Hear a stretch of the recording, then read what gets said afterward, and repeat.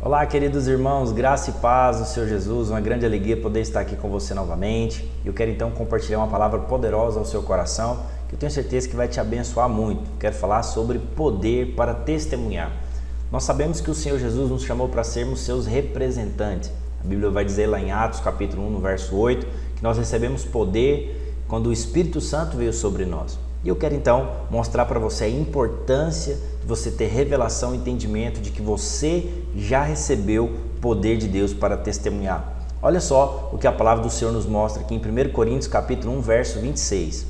Irmãos, reparai, pois, na vossa vocação, visto que não foram chamados muitos sábios segundo a carne, nem muitos poderosos, nem muitos nobres nascidos. Pelo contrário, Deus escolheu as coisas loucas do mundo para envergonhar os sábios e escolheu as coisas fracas do mundo para envergonhar as fortes. E Deus escolheu as coisas humildes do mundo e as desprezadas, aqueles que não são, para realizar nada, para reduzir a nada aqueles que são, a fim de que ninguém se glorie na presença do Senhor. Sabe, queridos, é interessante perceber isso. A história do mover de Deus é a história de homens e mulheres simples, porém homens e mulheres cheios do Espírito Santo. Se você for pegar ali os apóstolos do Senhor Jesus, os apóstolos do Cordeiro, eram homens muito simples. A Bíblia chega a dizer que eram indoutos, né? As pessoas até questionavam, não, mas quem são esses galileus aqui, esses caipiras, entre aspas, né? De onde eles são? Não são pescadores? Mas a Bíblia diz que o Senhor escolheu aqueles que não são. Olhando para o Velho Testamento, nós podemos perceber que sempre que Deus chamava alguém, o Espírito Santo do Senhor se apoderava dele. E no final, a missão era cumprida. E aí você pode pegar vários exemplos, o próprio Sansão, o próprio rei Saul, eles eram revestidos de poder ali para uma missão. E assim a palavra do Senhor também nos mostra. Olha só o que a Bíblia diz aqui em 1 Samuel capítulo 16. Tomou Samuel o chifre do azeite e ungiu no meio dos irmãos. E daquele dia em diante o Espírito do Senhor se apossou de Davi. Juízes também diz, Juízes 14, 19, então o Espírito do Senhor de tal maneira se apossou dele, que desceu aos Asquilonitas, matou deles 30 homens.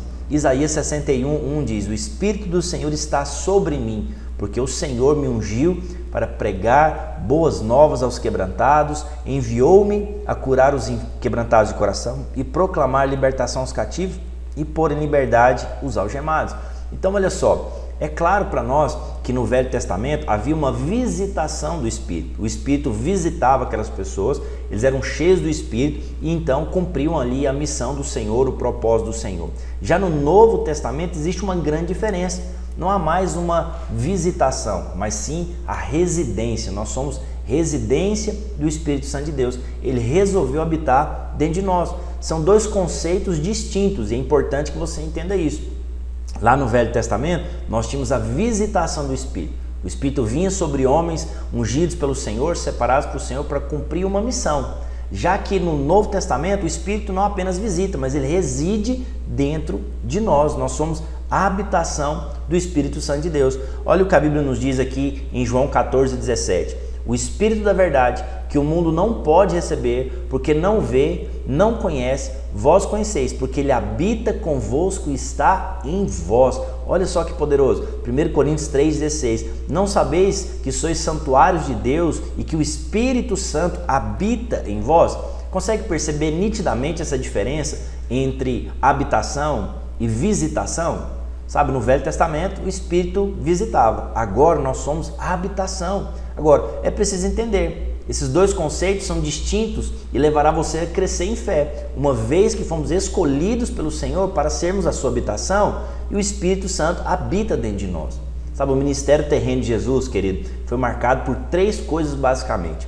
O ministério de Jesus nós podemos resumir dessa maneira. Primeiro, proclamar o reino de Deus. Então Jesus veio para proclamar a sua palavra. Como que o homem poderia entrar no reino de Deus? O Senhor Jesus também veio para curar os enfermos. E o Senhor Jesus também veio para libertar os oprimidos do diabo. Assim sendo, querido, nós também fomos chamados para fazer o mesmo. Você recebeu o Espírito Santo de Deus como uma capacitação de poder para proclamar o Evangelho, para pregar o Evangelho, para compartilhar as boas novas, para falar do amor de Deus. Sabe, nós fomos também chamados para curar os enfermos e fomos chamados também para expulsar demônios, não na nossa própria capacidade, não no nosso poder, porque nós não temos poder algum, mas nós temos o poder que vem do Espírito Santo de Deus. Nós somos agora a habitação do Espírito Santo. Então, esse é o primeiro ponto que eu quero destacar para você, a proclamação do Evangelho. Olha só o que Paulo diz aqui em Atos, capítulo 4, verso 8. Pedro. Então Pedro, cheio do Espírito Santo, disse. Então, o que eu quero destacar aqui?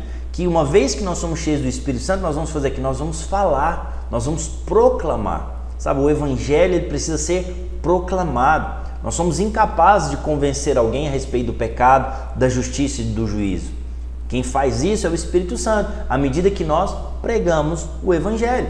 Nós somos também chamados, segundo Atos capítulo 5, verso 12, olha só, Atos 5,12, muitos sinais e prodígios eram feitos entre o povo pelas mãos dos apóstolos. Então, olha só que interessante, aqui os apóstolos foram primeiro revestidos de poder para depois saírem para edificar a igreja. Você vai ver que Atos capítulo 1, o Senhor Jesus disse, olha, permanecei, pois, até que do alto sejais revestidos de poder. Ou seja, não sai fazendo as coisas.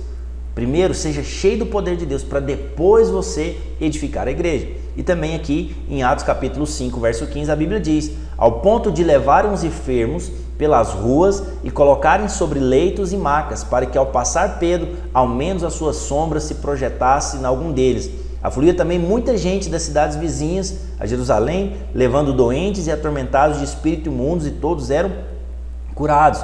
Então você percebe, Pedro estava tão cheio do Espírito Santo de Deus que as pessoas colocavam os leitos ali próximo dele para que quando a sombra dele passasse, as pessoas fossem então curadas. Isso nos fala de quê? De um revestimento de poder. Sabe, querido, você consegue então perceber isso? Você consegue perceber que nós mesmos não temos poder algum para fazer coisa alguma? Que nós precisamos desse poder do Senhor? Agora que você entendeu o tanto que é importante ser cheio do Espírito, agora que você teve mais clareza porque que Jesus, antes de ser assunto aos céus, ele instruiu os seus discípulos a permanecer ali para receber poder do alto. Por quê? Porque nós não podemos fazer a obra de Deus na nossa força, precisamos do poder do Senhor. Sabe, Jesus disse para os seus discípulos, queridos, olha aqui, Atos capítulo 2, verso 1. Ao cumprir-se o dia de Pentecostes, estavam todos reunidos no mesmo lugar e de repente veio do céu um som como um vento impetuoso e encheu toda a casa onde estavam assentados, e apareceram distribuídas entre eles línguas como de fogo, e pousou uma sobre cada um deles, e todos ficaram cheios do Espírito e passaram a falar em outras línguas segundo o Espírito lhes concedia. Então presta atenção aqui, Jesus instruiu os seus discípulos, olha, permaneça até que você seja revestido de poder. Mas antes disso, antes de ser assunto aos céus também, em Mateus capítulo 28, você vai ver que o Senhor nos dá uma missão, que nós chamamos de grande comissão. Ide por todo mundo e pregar o Evangelho a toda criatura. Como que nós podemos cumprir a vontade de Deus? Como que nós podemos pregar o ide? Apenas por meio do poder de Deus, do poder do Espírito Santo. E o que um homem cheio do Espírito ele pode fazer?